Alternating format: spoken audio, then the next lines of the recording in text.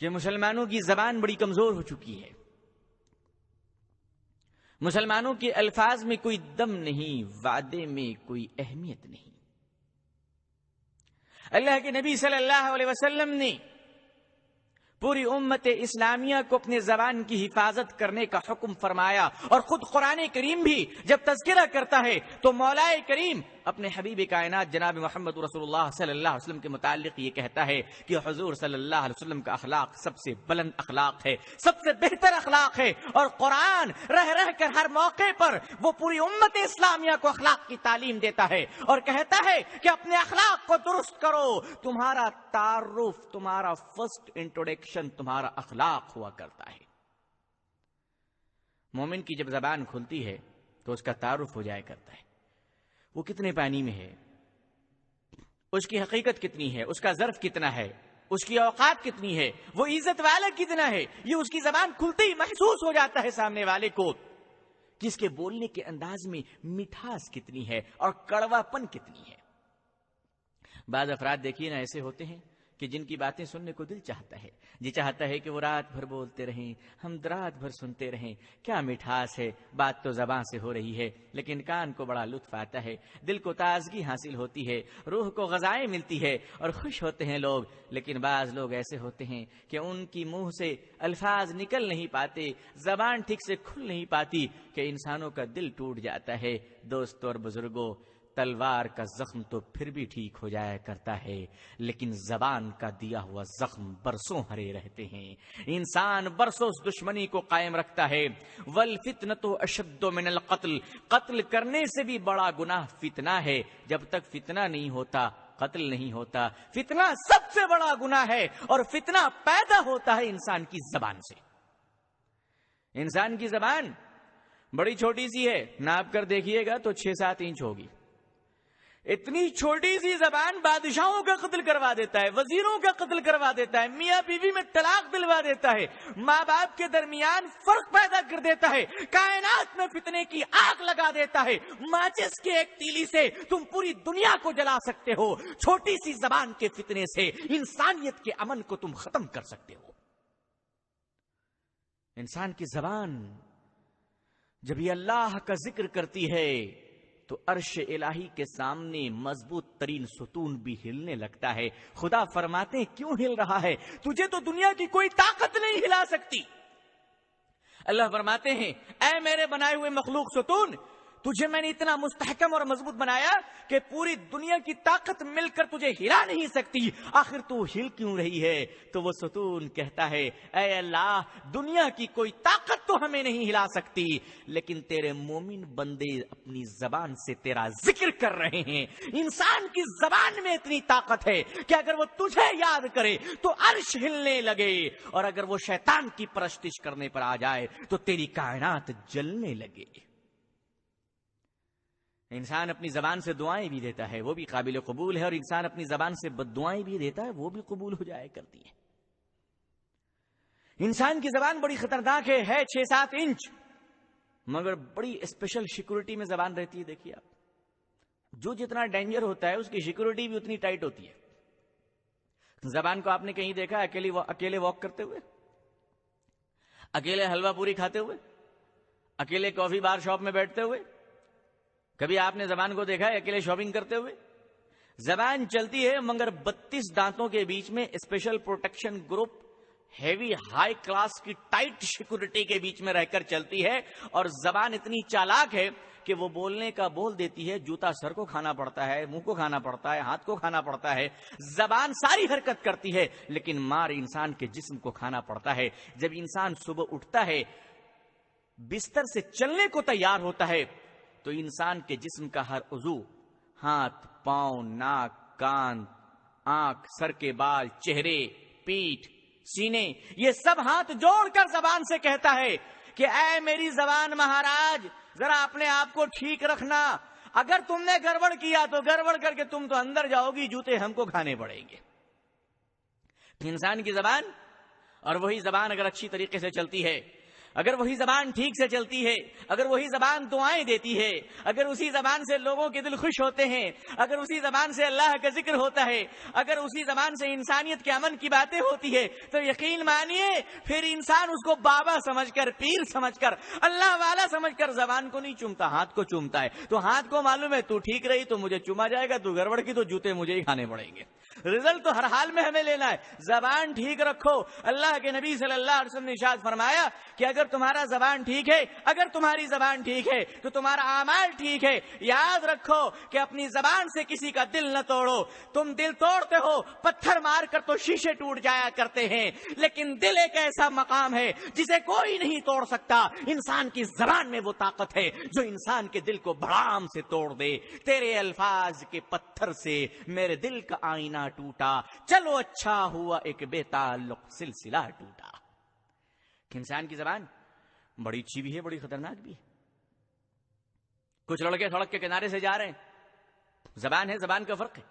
کچھ لڑکے سڑک کے کنارے سے جا رہے ہیں، اسکول چھٹی، اسکول میں چھٹی ہوئی، لڑکے بھاگے تو کیا دیکھ رہے ہیں؟ کارپوریشن کے نل میں پانی آ رہا ہے، ایک خاتون عورت پانی بھر رہی ہے۔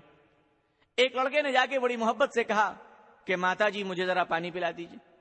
اسی زبان سے کہا ماں جی مجھے پانی پلائیے۔ وہ عورت خوش ہو گئی اور پانی لی اور اس لڑکے کو اپنے بیٹے کی طرح پلا دی۔ اب ایک لڑکے نے کہا ماں جی پانی پلائیے، وہ لڑکے، وہ عورت خوش ہو گئی اور اسے اپنی اولاد کی طرح پانی پلا دی۔ دوسرا لڑکا پیچھے سے آیا اور اس نے وہی سی ماں جی کے الفاظ کو ذرا بدل کے کہا۔ مانا ایک ہے لیکن سننے کے اعتبار سے ایک لفظ پر پانی ملتا ہے اور دوسرے لفظ پر جوتے ملتے ہیں۔ پہلے لڑکے نے کہا ماں جی پانی پلا دیجئے، عورت خوش ہو گئی، پانی دے دی۔ دوسرا پیچھے سے آتا ہے، کہتا وہ باپ کی جورو پانی پلا۔ بات دیکھیے، جو ماں ہوگی وہی اسی مقام پر پہنچے گی۔ اب وہ عورت سچ بتائیے، گلاس میں بھر کے پانی دے گی یا پاؤں سے اتار کر چپل سے دو چار رسید کرے گی کہ بیٹا لے، اب تجھے پتا چلے گا تیری حقیقت میں ماں کا مقام کیا ہے۔ بات ایک ہی ہے، زبان ایک ہی ہے، اور دونوں ہی نے اردو میں کہا، لیکن زبان کی بگاڑ کی وجہ سے ایک کو پانی ملتا ہے اور ایک کو جوتے ملتے ہیں۔ یہ فرق ہے بزرگان محترم۔ اللہ کے نبی صلی اللہ علیہ وسلم نے زبان پر اتنی اہمیت دی کہ صحابہ کرام خاموش رہا کرتے تھے، زیادہ بولا نہیں کرتے تھے، جب ضرورت پڑتی تھی تو بولا کرتے تھے۔ اور بولنے کا یہ عالم ہوتا کہ ادب سے بولتے اور ایک لفظ بولنے سے پہلے 10 بار سوچ لیا کرتے کہ خدا نے 2 فرشتے لیفٹ رائٹ میں کرامن کاتبین ہمارے کاندھوں پہ بیٹھا رکھا ہے۔ یہ 1 2 میاں جی ہمارے پورے پروگرام کو لکھتے رہتے ہیں، تمہیں خبر نہیں، تم بول کر تو فنا ہو جاؤ گے، لیکن قیامت کے دن وہ سارے اعمال نامے ویڈیو ٹیپ کی طرح میدان حشر میں رکھ دیا جائے گا۔ تمہیں خبر نہیں تم نے رات کے اندھیرے میں کس کو برا کہا تھا، دن کے اجالے میں کس کو برا کہا تھا۔ لڑائی جھگڑے کے بہانے تم زبان سے گالیاں دے دیتے ہو اور تمہیں خبر بھی نہیں ہوتی کہ تم نے اپنی زبان سے کتنا برا کام کیا۔ دوستو اور بزرگوں، اسی زبان سے مسلمان چغلی کرتا ہے، اسی زبان سے مسلمان غیبت کرتا ہے، اسی زبان سے مسلمان شکایت کرتا ہے۔ آپ کو خبر بھی ہے کہ اس سے کتنا برا اثر پڑتا ہے؟ قیامت کے دن بتایا جاتا ہے کہ انسان نے جو غیبت کی ہوگی، تو جو آدمی جس شخص کی غیبت کرے گا، غیبت کرنے والا اپنی مقبول نمازیں اور نیکی جس کی غیبت کر رہا ہے اس کے اعمال نامے میں بھیج دیتا ہے۔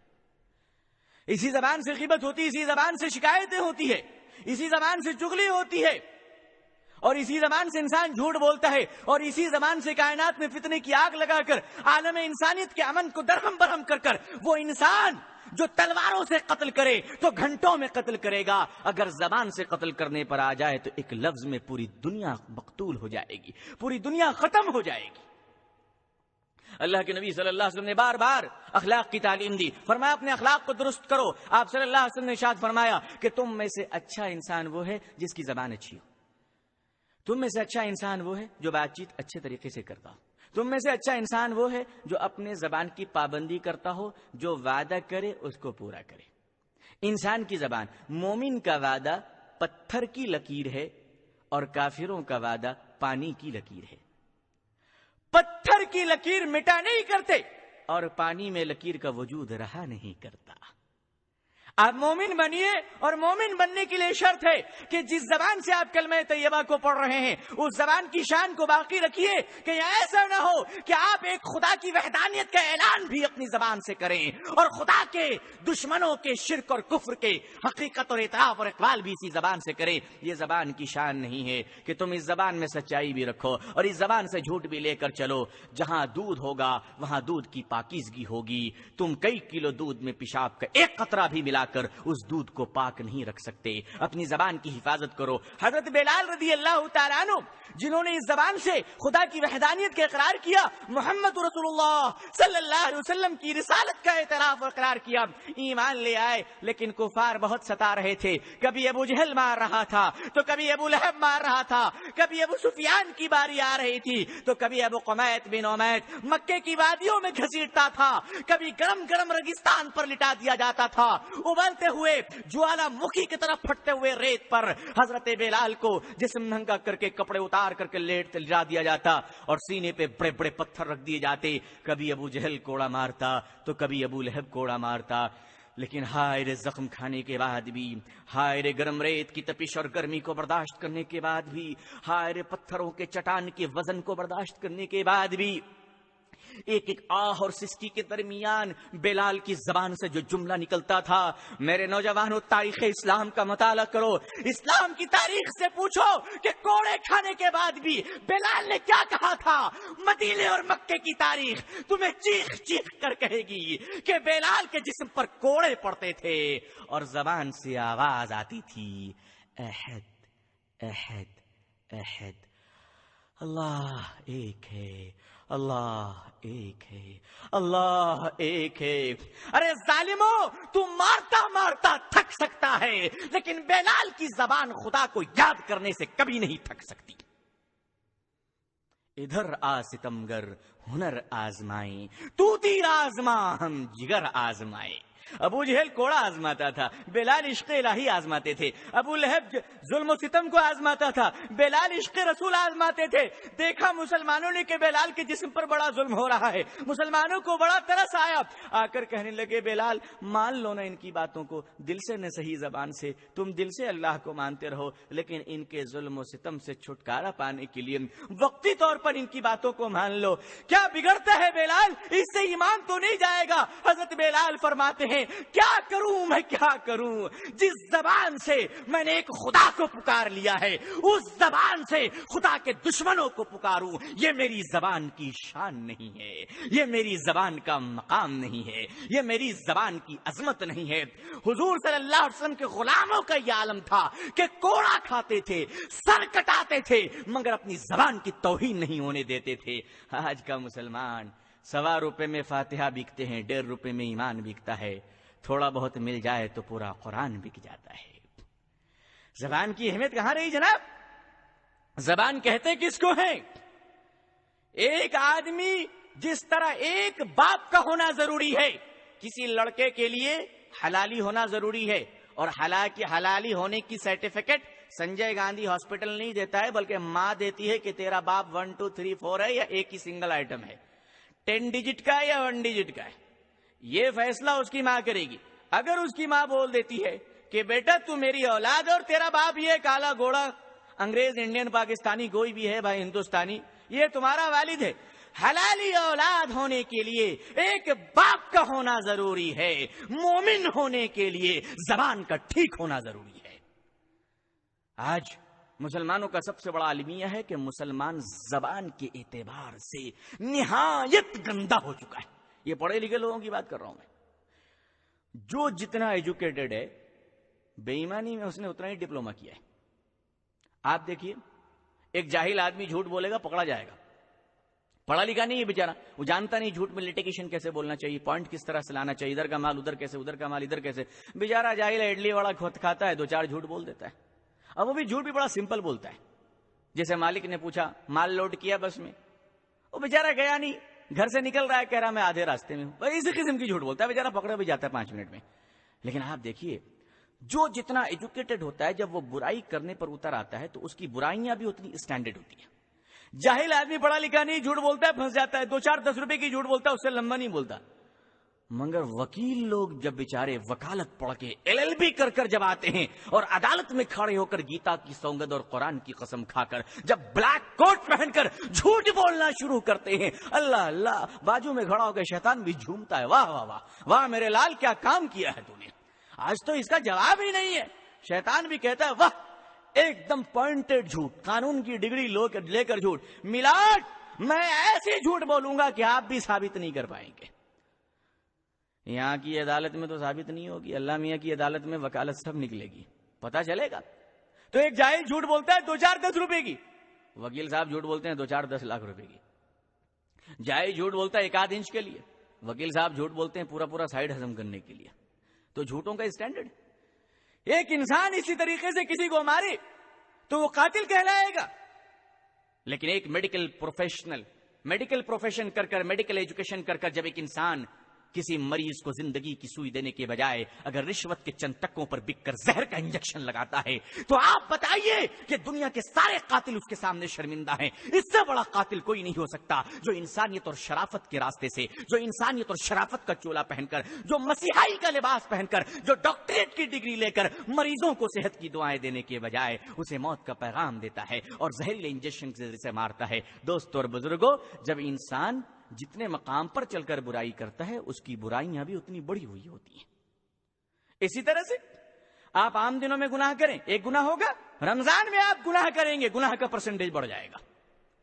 آپ عام جگہوں پہ گناہ کیجئے، گناہ ہوگا، حرم شریف میں جا کے آپ گناہ کریں گے، گناہ کا پرسنٹیج بڑھ جائے گا۔ یہ مت سمجھنا کہ خالی نیکی کا پروفٹ بڑھتا رہتا ہے، گناہوں کا انٹرسٹ بھی بہت بڑھتا ہے، بل بڑھتی ہے۔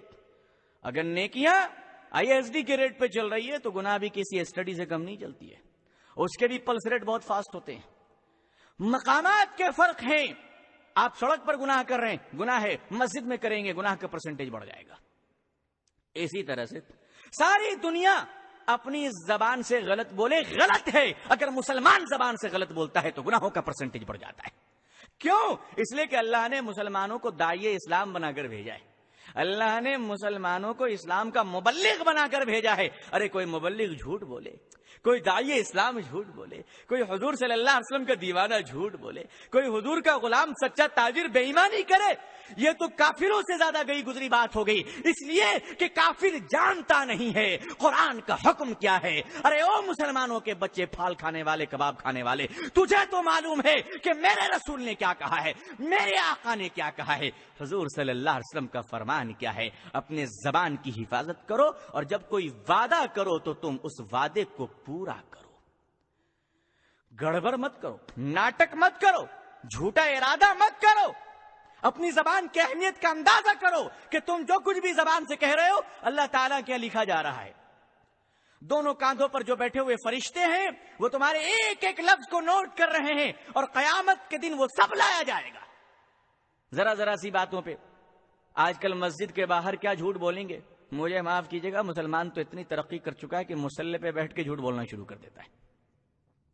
مسجد میں سلام پھیرا نہیں، امام صاحب کی برائی شروع۔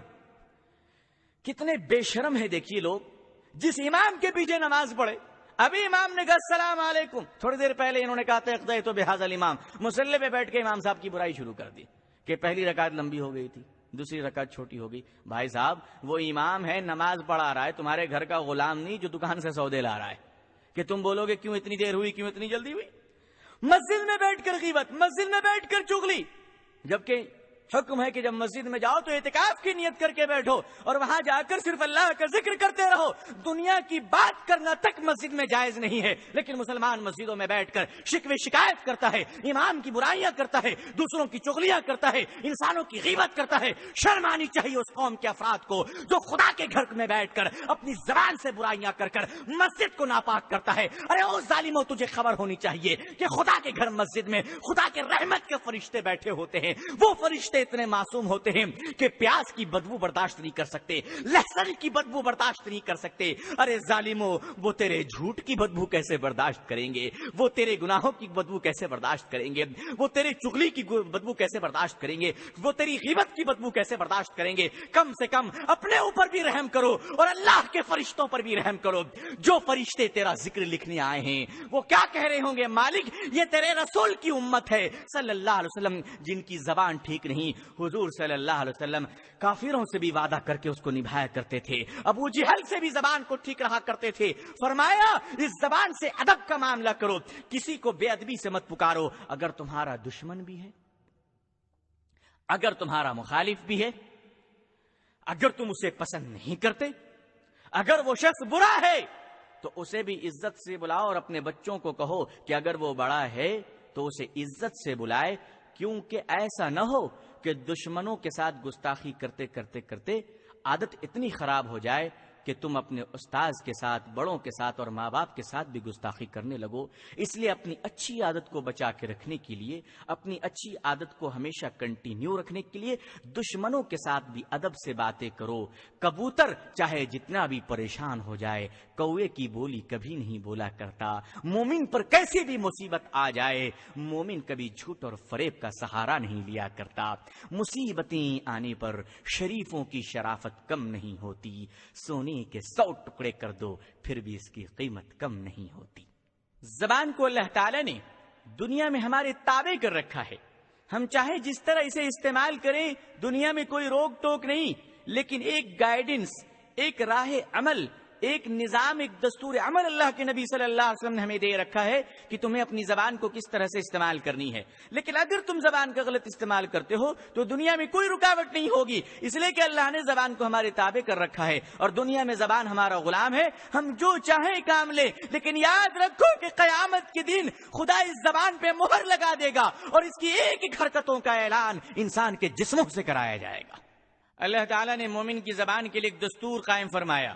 اللہ کے نبی صلی اللہ علیہ وسلم نے اس کی ٹریننگ دی, ہدایات فرمائی, اور عملی طور پر صحابہ کرام کو بتایا کہ ان کی زبان کیسی ہونی چاہیے.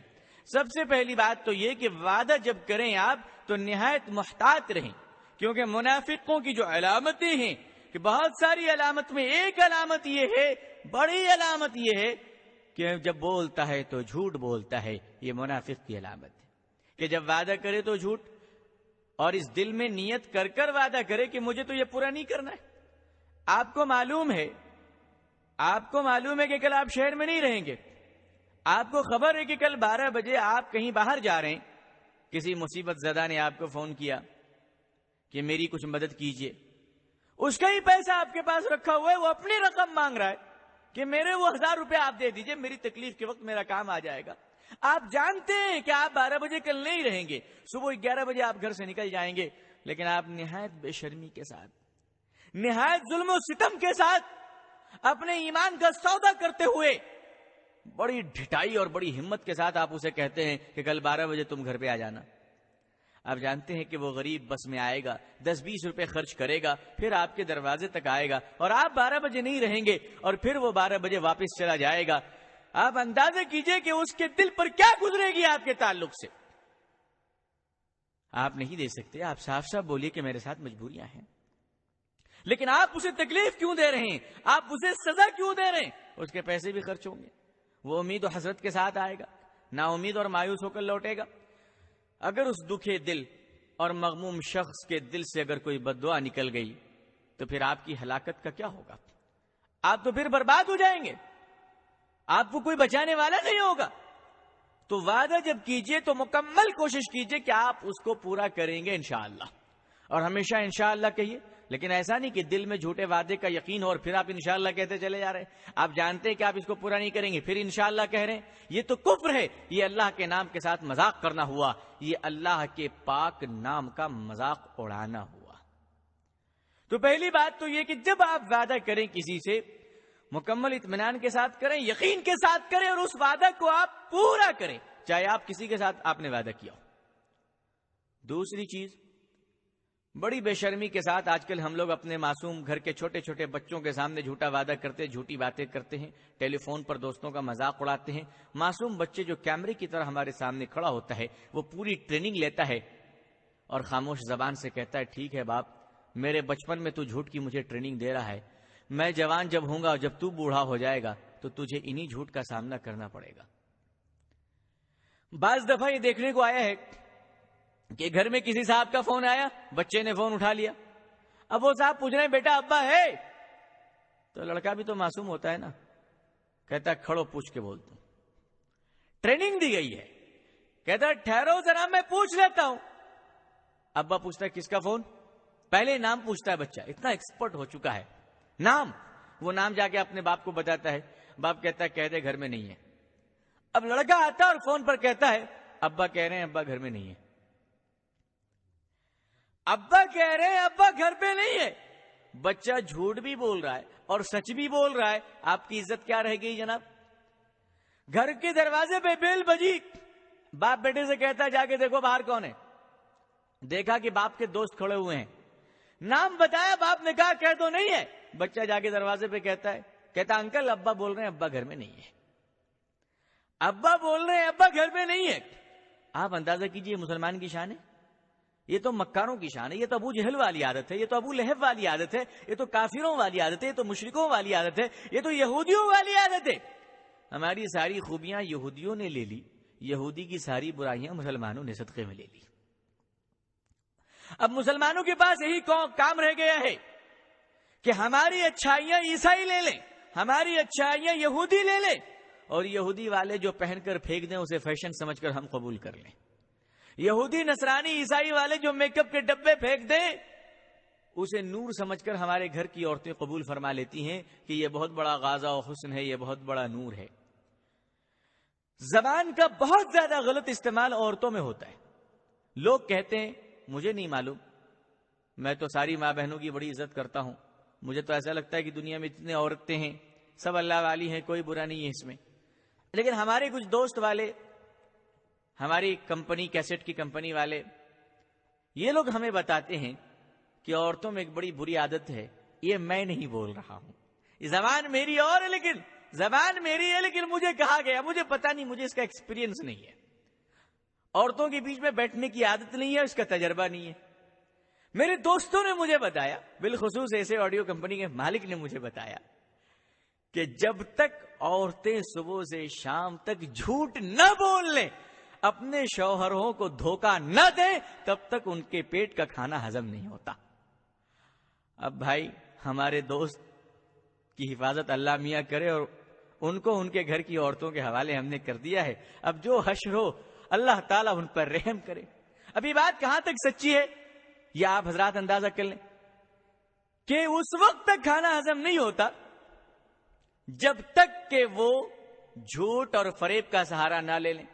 میں اپنی ماں بہنوں سے گزارش کرنا چاہوں گا کہ اے میری ماں بہنیں, آپ اس بات کا خاص خیال رکھیے کہ جس طرح مردوں پر نیکیاں کرنا ضروری ہے, اور قیامت کے دن حشر کے میدان میں جس طرح مردوں کے اعمال کا حساب کتاب ہوگا, اسی طرح قیامت کے دن عورتوں کے بھی اعمال کا حساب کتاب ہوگا.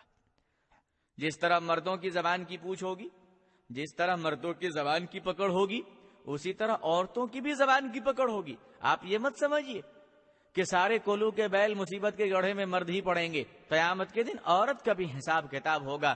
قیامت کے دن عورت کی بھی سیکورٹی جانچ ہوگی, اور جہنم میں صرف مرد نہیں بلکہ عورتیں بھی جائیں گی.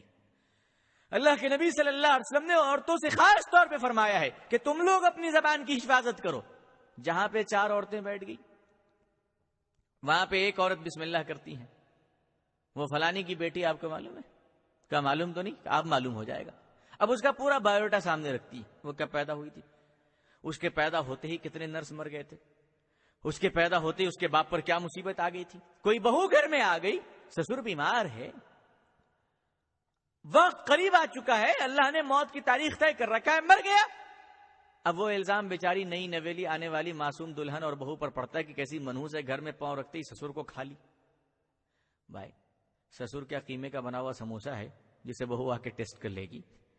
ارے اللہ سے ڈرو, اللہ کے بندو, موت اور زندگی کا مالک اللہ کے ہاتھوں میں ہے, اللہ اس کا مالک ہے, نہ بہو مالک ہے نہ تیرا بیٹا مالک ہے. اگر تیری بیٹی کسی کے گھر میں جائے اور اس کے گھر میں کسی کا انتقال ہو جائے اور تیری بیٹی کو اگر ڈائن کہا جائے تو سچ بتا کہ تیرے دل میں کیا گزرے گا؟ اپنی زبان کا صحیح استعمال کرو اور اپنے زبان کی حفاظت کرو. عورتیں جہاں بیٹھتی ہیں وہاں شکوے شکایت شروع ہوتی ہے, شکایت کی باضابطہ کانفرنس ہوتی ہے, اور وہاں عورتیں بیٹھتی ہیں ایک کانفرنس میں. کسی بادشاہ نے کہا کہ جو سب سے بڑا جھوٹ بولے گا اس کو ہم بہت بڑا انعام دیں گے. ایک صاحب نے کھڑا ہو کر کہا کہ آج کا سب سے بڑا جھوٹ یہ ہے کہ عورت جھوٹ نہیں بولتی. ہاں یہ تو سب سے بڑا جھوٹ ہے, وہ تو جھوٹ بولے بغیر ان کو چین نہیں آتی. میری ماں بہنوں, آپ کو عورت بن کر رہنا ہے تو حضرت عائشہ کی غلامی کرو, حضرت فاطمہ کے طریقے عمل کو اپناؤ, اور تم بھی اپنے زبان کی حفاظت کرو. اللہ کے نبی صلی اللہ علیہ وسلم نے تمہارے لیے بھی بڑی دعائیں کی ہے. اور بیشتر عورتیں, زیادہ تر عورتیں قبر میں اور جہنم میں جو عذاب میں مبتلا ہوں گی وہ اپنی زبان کی وجہ سے مبتلا ہوں گی. اللہ تعالی مردوں کی زبان کی بھی حفاظت فرمائے, اور اللہ تعالی عورتوں کی زبان کی بھی حفاظت فرمائے. عورتوں کی زبان سے ایک بگاڑ یہ آتا ہے کہ عورت کے گود میں معصوم بچہ پرورش پاتا ہے, چاہے وقت کا ولی ہو یا وقت کا شیطان ہو, چاہے وقت کا حافظ ہو یا وقت کا سنگر ہو, وہ اپنی ماں کی گود میں پرورش پاتا ہے. اگر ماں جھوٹی ہے, ماں مکار ہے, اگر ماں غیبت خور ہے, چغل خور ہے, بہتان لگاتی ہے, تہمت لگاتی ہے, تو وہ معصوم بچہ بھی اپنی ماں کی غلطیوں کی اسکیننگ کر کر جوان ہوتا ہے. اور پھر وہی بچہ آگے بڑھتا ہے, بازاروں میں جھوٹ بولتا ہے. لوگ کہتے ہیں تو نے جھوٹ کب سے سیکھا, تو وہ اطمینان سے کہتا ہے میں پیدائشی جھوٹا ہوں, ماں کے پیٹ میں SLC کیا تھا جھوٹ میں, باہر نکلنے کے بعد MA گریجویشن مکمل کر لیا. عورت کی حمل میں جب بچہ ہوتا ہے تو عورت جب جھوٹ بولتی ہے تو حمل میں بچے پر برا اثر پڑتا ہے. عورت کے حمل میں جب بچہ ہوتا ہے, عورتیں جب قرآن پڑھتی ہے تو بچے کی ذہنیت پر اچھا اثر پڑتا ہے. میری ماں بہنوں, اپنے بچوں پر رحم کیا کرو اور بچوں کے سامنے سچ بولا کرو. بچے جب گود میں ہو تو سچ بولا کرو, بچے جب دودھ پیے تو وضو بنا کر بیٹھا کرو, اور بچے جب پیٹ میں حمل میں ہو تو کوشش کرو کہ تم صرف اللہ کو یاد کرتی رہو. یہ تو زبان کی حفاظت ہے. اللہ کے رسول صلی اللہ علیہ وسلم نے ارشاد فرمایا کہ تم اپنے اخلاق کی تعمیر اللہ کے اخلاق پر کرو. آپ اندازہ کیجئے, ہم انسان ہیں, ہم میں سے کون ہے جو اللہ کی اخلاق کا مقابلہ کر سکے؟ ہم میں سے کون ہے جو اللہ کے اخلاق کا تعاقب کر سکے؟ کسی کی جرت ہے؟ کسی کی مجال ہے؟ اللہ خالق ہے, ہم مخلوق ہیں, ہم ساجد ہیں, اللہ مسجود ہے, ہم عابد ہیں, اللہ معبود ہے. ہم انسان ہیں, وہ ہمارا پروردگار ہے, اس کے اخلاق کا ہم میں سے کون ہے جو مقابلہ کرے؟ مگر جناب محمد رسول اللہ صلی اللہ علیہ وسلم فرماتے ہیں کہ اپنے اخلاق کی تعمیر اللہ کے اخلاق پر کرو. ذرا غور فرمائیے کہ یہ کس طرح ممکن ہے. حدیث میں جو اس کی وضاحت کی گئی وہ اس طرح وضاحت کی گئی کہ اے لوگو, آئینہ تم نے دیکھا ہوگا, آئینے میں نہ اجالا ہوتا ہے نہ اندھیرا ہوتا ہے. روشنی جلاؤ گے, آئینے میں روشنی آئے گی, اندھیرے میں رکھو گے, آئینہ بھی اندھا بن جائے گا. انسان کی جو ذات ہے وہ خاکی ہے, انسان مٹی سے بنا ہے, نہ اس میں اجالا ہے نہ اس میں اندھیرا ہے. اللہ کی ذات مکمل نور ہے اور انسان کی ذات مکمل خاکی ہے.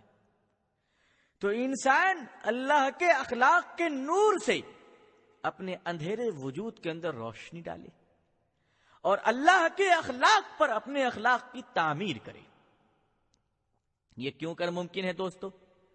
دیکھیے, اللہ کریم ہے, اللہ پوری کائنات پر کرم کرتا ہے, اللہ پوری دنیا پہ رحم کرتا ہے, اللہ انسانوں پہ کرم کرتا ہے, اللہ جانوروں پہ رحم کرتا ہے, اللہ ہواؤں میں پرواز کرنے والے پرندوں پہ مہربانی کرتا ہے, اللہ سمندر کی تہوں میں تیرنے والے غوطہ کھانے والے مچھلیوں پر بھی اپنا کرم اور فضل فرماتا ہے. کالی پہاڑ پر چلنے والی کالی چوٹیوں کی دکھ درد کو بھی اللہ سنتا ہے, اور چیخ چیخ کر دعائیں مانگنے والے انسانوں کی صداؤں کو بھی اللہ سنتا ہے. دوستو اور بزرگوں, اللہ کریم ہے, پوری کائنات پر وہ کرم کرتا ہے. ہم پوری دنیا پر تو کرم نہیں کر سکتے, لیکن ہاں وہ اللہ ہے, وہ پوری دنیا پہ کرم کرتا ہے, ہم اس کے بندے ہیں. اللہ کریم ہے, اللہ سب پر کرم کرتا ہے. اے انسان, تو بھی اللہ کا بندہ ہے, کسی نہ کسی درجے اللہ کے بندوں پر کرم کرنے والا بن جا.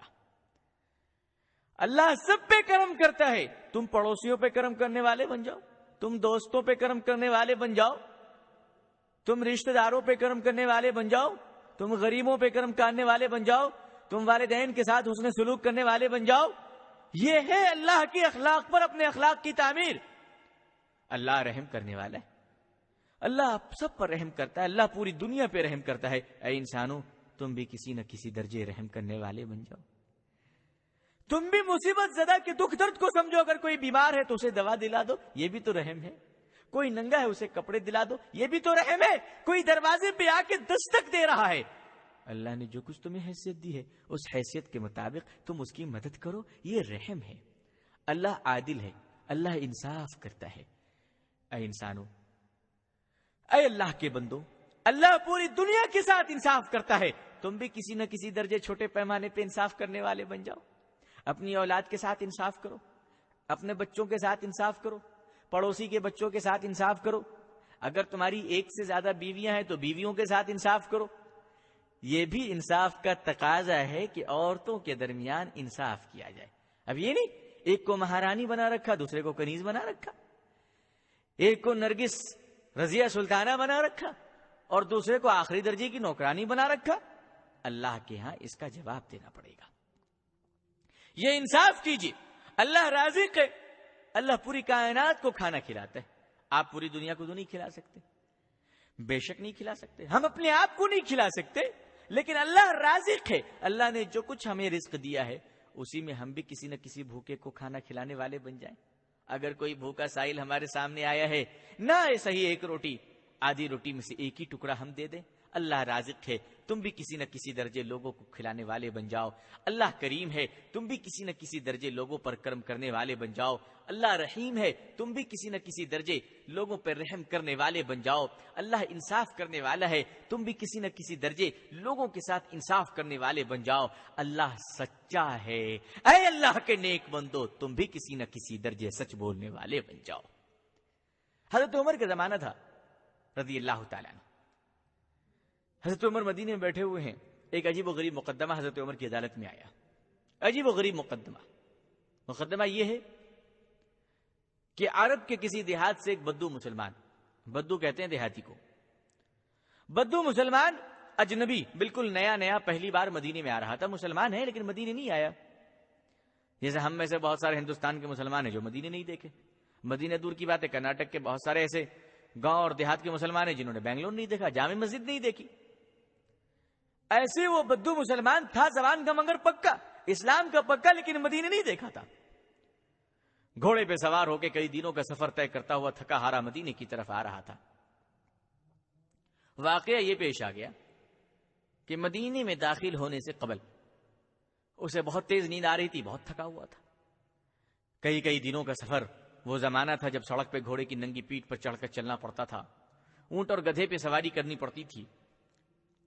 مسلمان تھے, دیہاتی, لیکن جانتے تھے کہ میری زبان اللہ تعالی کی امانت ہے اور اس سے ہمیں صرف اسلام کی بھلائی کے لیے گفتگو کرنی ہے. تھکا ہارا بیچارہ آیا. مدینے میں داخل ہونے سے پہلے مدینے سے باہر ایک مسلمان کا فارم ہاؤس تھا, باغیچہ, بہت بڑا کھجوروں کا باغ. وہ بیچارہ بدو دیہاتی مسلمان اس باغ میں اتر گیا اور اپنے گھوڑے کو باندھ دیا اور لیٹ گیا. گھوڑا بھی کئی دنوں کا بھوکا تھا, یہ مسافر بھی, مہمان بھی کئی دنوں کا بھوکا تھا. سویا تو اتنی تیز اس کو نیند آ گئی, تھکا ہارا بہت تھا, بلا کی نیند آ گئی, قیامت والی نیند آ گئی, اور ایسا سویا کہ اب یہ اٹھنے کو تیار نہیں. گھوڑے کو بہت تیز بھوک لگی تھی. گھوڑے نے بڑا ستم کر کر, ظلم کر کر, نہایت اپنی طاقت کو استعمال کر کر اپنے گلے کی بندھن اور رسی کو توڑ دیا, اور توڑ کر بھوک کے مارے وہ باغ کے پھلوں کو نقصان پہنچانے لگا, درختوں کو دھکا دینے لگا اور باغ کو کافی نقصان پہنچانے لگا. باغ کے مالک کے نوجوان لڑکے نے دیکھا کہ ایک مسافر میرے باغ میں سویا ہوا ہے اور اس کا سرکش گھوڑا ہمارے باغ کو نقصان پہنچا رہا ہے. وہ نوجوان آیا اور اس نے آنے کے بعد اس شخص کو بڑے جگانے کی کوشش کی کہ جاگو, تمہارے گھوڑے کو تم کنٹرول کرو ورنہ تمہارا گھوڑا تو میرے پورے باغ کی ستیہ ناش کر دے گا. آؤ روک لو اپنے گھوڑے کو. مگر یہ شخص اتنی گہری نیند میں تھا کہ اسے اٹھنے کی فرصت نہیں, اور یہ نہیں اٹھا. اس باغ کے مالک نے ایک پتھر لیا اور زور سے گھوڑے کو مار دیا. غلطی سے وہ پتھر گھوڑے کے سر پہ لگ گئی, گھوڑا چکرا کر ایک چیخ مارا اور مر گیا. اتفاق کی بات ہے کہ گھوڑے کا مالک اسی وقت اٹھ گیا اور نیند کے عالم میں, بے ہوشی کے عالم میں جب اس نے دیکھا کہ میرے گھوڑے کا قتل کر دیا گیا ہے, وجہ اس کو سمجھ میں نہیں آئی, کیوں مارا گیا, کیوں نہیں مارا گیا. دیکھا کہ میرے گھوڑے کو مار دیا گیا اور قاتل سامنے کھڑا ہے. یہ دیہاتی مسلمان اپنے غصے کو برداشت نہیں کر سکا اور اسی بڑے سے چٹان والی پتھر کو اٹھایا اور باغ کے مالک کے سر پہ دے مارا اور وہ شخص وہیں پر گرا اور چکرا کر مر گیا۔ اب اس باغ کے مالک کے لڑکوں نے دیکھ لیا کہ مدینے کے باغ میں ایک مسافر نے آ کر میرے باپ کا قتل کر دیا، بڑا ہی ہنگامہ ہو گیا، لوگ پریشان ہو گئے۔ اب مقتول کے لڑکوں نے اس مسافر مہمان کو پکڑ لیا اور حضرت عمر کی عدالت میں لے گئے، کہا کہ اے امیر المومنین یہ میرے باپ کا قاتل ہے۔ حضرت عمر نے شخص سے پوچھا تم نے قتل کیا ہے؟ اس نے کہا کہ ہاں مجھ سے یہ گناہ سرزد ہوا ہے، اس نے اقبال جرم کیا۔ حضرت عمر نے فرمایا کہ اب دو ہی راستے ہیں، یا تو تم کچھ دے لے کر ان بچوں سے معافی مانگ لو اور یہ تمہیں اپنے باپ کا خون معاف کر دے تو میں بھی تمہیں معاف کر دوں گا، ورنہ موت کا بدلہ موت ہے، قصاص کا بدلہ قصاص ہے، تمہیں بھی سزائے موت ملے گی۔ اس نے پوچھا مقتول کے بچوں سے، اس نے کہا نہیں، ہمیں خون کا بدلہ خون چاہیے۔ بات طے ہو گئی۔ اب یہ بات طے ہو گئی کہ اس مسافر مہمان کے گردن پہ تلوار رکھی جائے گی اور اسے موت کے گھاٹ اتار دیا جائے گا۔ حضرت عمر نے فرمایا کہ تمہاری کوئی آخری خواہش ہے تو ہمیں بتاؤ۔ وہ مسلمان کہتا ہے عمر میری بس ایک آخری خواہش ہے کہ میں اب مرنے جا رہا ہوں، میرے گاؤں میں میری بستی میں مجھ پر کچھ قرض ہے اور وہ قرض میں نے غیر مسلموں سے لے رکھا ہے، اور اللہ کے نبی صلی اللہ علیہ وسلم کا فرمان ہے کہ جب مرنے لگو تو بہتر ہے کہ اپنے قرضوں کو ادا کر دو۔ اے امیر المومنین مجھے آپ اجازت دیں کہ میں اپنی بستی کو واپس جاؤں اور اپنے مالوں کو بیچ کر قرضداروں کا قرض ادا کر دوں اور پھر واپس آ جاؤں اور پھر تلوار کی زد میں آ کر اپنی سزا کو قبول کروں۔ بڑا مسلمانوں کا مجمع لگا ہوا تھا۔ حضرت عمر نے فرمایا کہ کون ہے جو تمہاری ضمانت لے گا؟ وہ شخص کھڑا ہوا بڑے مجمع میں مدینے کے بازار میں، دیکھا کہ مسلمان تو بہت ہے لیکن ہر چہرہ اجنبی ہے، کوئی پہچاننے والا نہیں۔ یہ نوجوان مایوس ہو کر روتا ہوا بیٹھ گیا اور کہا عمر مسلمانوں کی مجلس میں میں تنہا ہوں، مسلمانوں کی مجلس میں میں اجنبی ہوں، کوئی نہیں جو مجھے پہچان لے۔ یہ کہنا تھا کہ ایک صحابی رسول صلی اللہ علیہ وسلم حضرت ابو ذر غفاری رضی اللہ تعالیٰ عنہ اٹھ کر کھڑے ہوئے اور فرمایا عمر میں اس اجنبی شخص کی ضمانت میں خود لیتا ہوں۔ حضرت عمر نے فرمایا ابو ذر غفاری آپ جانتے بھی ہیں یہ شخص کون ہے، اگر یہ نہیں آیا تو اس کے بدلے میں آپ کو قتل کیا جائے گا۔ حضرت ابو ذر غفاری فرماتے ہیں اے عمر میں ایک مسلمان کے بدلے میں قتل ہونا پسند کرتا ہوں، لیکن مجھے یہ گوارا نہیں کہ کلمہ پڑھنے والا بھائی کلمہ پڑھنے والوں کے بیچ میں اجنبی محسوس کرے، تنہا محسوس کرے، اپنے آپ کو پرایا محسوس کرے، اپنے آپ کو غیر محسوس کرے، اپنے آپ کو بے شہر والا محسوس کرے۔ آج ہمارے یہاں عید ہوتی ہے، ہمارے یہاں کتنے مسلمان مہمان ہوتے ہیں، انہیں احساس ہوتا ہے کہ آج ہمارا گھر نہیں ہے، آج ہماری دیواریں نہیں ہیں، آج ہمارے گھر والے نہیں ہیں۔ ہر مسلمان مسلمان کا بھائی ہے، ہر مسلمان مسلمان کا رشتہ دار ہے۔ خون کا رشتہ اتنا مضبوط نہیں جتنا کلمے اور ایمان کا رشتہ مضبوط ہے۔ حضرت ابو ذر غفاری نے فرمایا کہ میں اس کے بدلے قتل ہونا پسند کرتا ہوں، لیکن مجھے یہ پسند نہیں کہ کوئی حضور کا کلمہ پڑھے اور کلمہ پڑھنے والوں کے بیچ میں اپنے آپ کو تنہا محسوس کرے۔ یہ زبان تھی مسلمانوں کی کہ ایک بار دے دیا تو دے دیا، جان دے سکتے تھے مگر زبان سے پھر نہیں سکتے تھے۔ وہ قوم تھی حضور صلی اللہ علیہ وسلم کی، یہ وہ امت تھی۔ میرے رسول نے ایسا ٹریننگ دیا تھا جو سر کٹا سکتے تھے لیکن وعدے سے پیچھے مڑ نہیں سکتے تھے۔ مسلمانوں تم بھی اپنے وعدے پہ اٹل رہو، وعدے سے پھرنا، وعدے سے مکرنا، وعدہ کر کر توڑنا یہ منافقوں کی علامت ہے۔ اور آج یہ مسلمانوں میں اتنی آ گئی، نمازی صاحب بھی جھوٹا وعدہ کر رہے ہیں، حاجی صاحب بھی جھوٹا وعدہ کر رہے ہیں، تاجر تجارت کی لائن سے جھوٹ بول رہا ہے، ملازم ملازمت کی لائن سے جھوٹ بول رہا ہے، ٹیچر پڑھا۔ ہمارے یہاں تلاوت، تقریر، نعت، آل انڈیا مشاعرہ کی audio cassette, VCD، audio CD، MP3، DVD CD ملیں گی۔ ہمارا پتہ جنرل